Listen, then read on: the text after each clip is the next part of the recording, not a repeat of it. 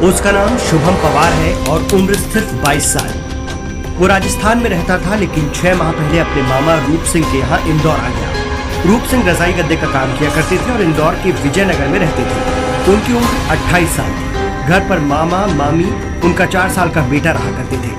वक्त गुजर रहा था। इस बीच जब मामा दुकान के लिए निकल जाते तो मामी पूजा और शुभम अकेले रह जाते। बातचीत चलती रहती। पूजा खूबसूरत है। वक्त गुजरता रहा।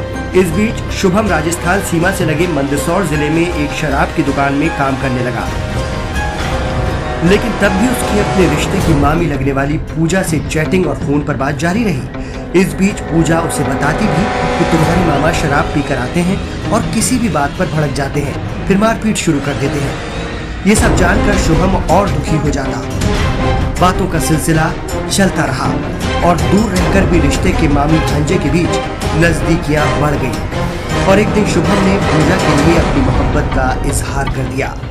पूजा भी नकार नहीं पाई और अब दोनों के बीच अफेयर शुरू हो गया। हालांकि रिश्तों के हिसाब से देखें तो यह अफेयर नाजायज था। 16 फरवरी 2024 की रात पूजा ने अपने प्रेमी शुभम को कॉल किया और बताया कि उसका पति रूप सिंह शराब के नशे में धुत है और उसके साथ मारपीट कर रहा है।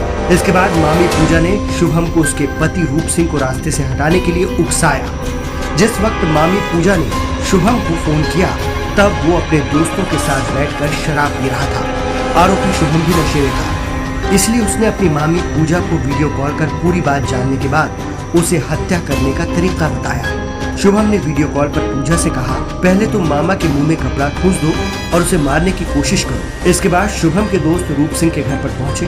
पूजा ने उन्हें घर पर आने दिया और इन सब लड़कों ने भारी पत्थर उठाकर रूप सिंह के सिर पर मार दिया, जिससे रूप सिंह की मौत हो गई। इसके बाद शुभम ने पूजा और घर पहुंचे दोस्तों को बताया कि रूप सिंह के सिर पर एक पन्नी बांध दो ताकि खून जमीन पर कहीं नहीं दिखे।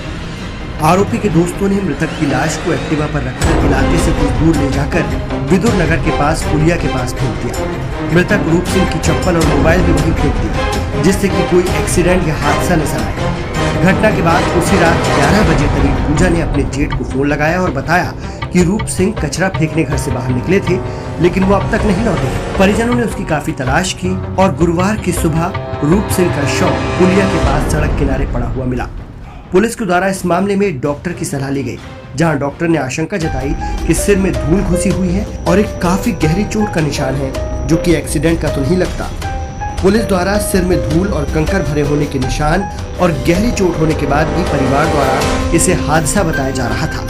गाड़ी में किसी भी प्रकार की चोट ना होना और जो घटना स्थल था वहाँ पर एक्सीडेंट के पर्याप्त साक्ष्य न उपस्थित होने पर एक संदेह उत्पन्न हुआ था, जिसके आधार पर आगे विवेचना बढ़ाई गई। इस पे जो फरियादी जो मृतक था उनके फ़ोन रिकॉर्ड्स को चेक किया गया, जो उनकी पत्नी थी उनकी फ़ोन रिकॉर्ड्स को चेक किया गया, आसपास के जो उनके घर में लोग रहते थे उनसे बातचीत करी गई, फुटेज को चेक किया गया, जिनके तकनीकी आधार पर कुछ लोगों के नाम संदेह के रूप में सामने आए, जिनसे अलग से बुला करके पूछताछ करी गई। पूछताछ के दौरान उनसे जब उनको तकनीकी साक्ष्यों से सामना कराया गया तब ये चीज़ का खुलासा हो पाया कि असल में ये एक एक्सीडेंट ना हो करके एक षड्यंत्र रचकर हत्या की साजिश थी, इसका खुलासा किया गया। तो मोबाइल फोन डिटेल के आधार पर महज 24 घंटे में इस हत्याकांड का खुलासा कर दिया गया, जहां अपनी मामी के प्यार में पागल भांजा ही अपने दोस्तों के साथ मामा का कातिल निकला। शुभम को गिरफ्तार कर लिया गया है। पुलिस के मुताबिक इस वारदात को कुल 6 आरोपियों ने अंजाम दिया, जिसमें से 4 आरोपी नाबालिग हैं। वहीं मामी पूजा फरार है। आरोपी शुभम सोशल मीडिया पर भी काफी एक्टिव रहता है। उसने अपनी प्रोफाइल पर लिखा, मेरा इश्क औरों जैसा नहीं, अकेले रहेंगे पर तेरे रहेंगे। फिलहाल अभी जो मृतक की पत्नी है उसकी गिरफ्तारी नहीं हुई है, उसकी गिरफ्तारी शेष है। जो भांजा है उसकी गिरफ्तारी की गई है। उससे पूछताछ में ये बात सामने आई है कि मृतक के द्वारा अपनी पत्नी को लगातार मारपीट की जाती थी और अत्यधिक शराब पीने के कारण पत्नी उससे परेशान थी, जिसके कारण उन्होंने भांजे के साथ मिलकर ये षड्यंत्र रचा। ये 10-20 हज़ार रुपये की बात हुई थी, जिसके बाद में उनको डराने धमकाने और उनको चोट पहुँचाने की बात करी गई थी और उसके बाद में हत्या करने के बाद में ये सब अपने अपने घर गए थे और वहाँ के बाद में ये शुभम से मिलने गए थे।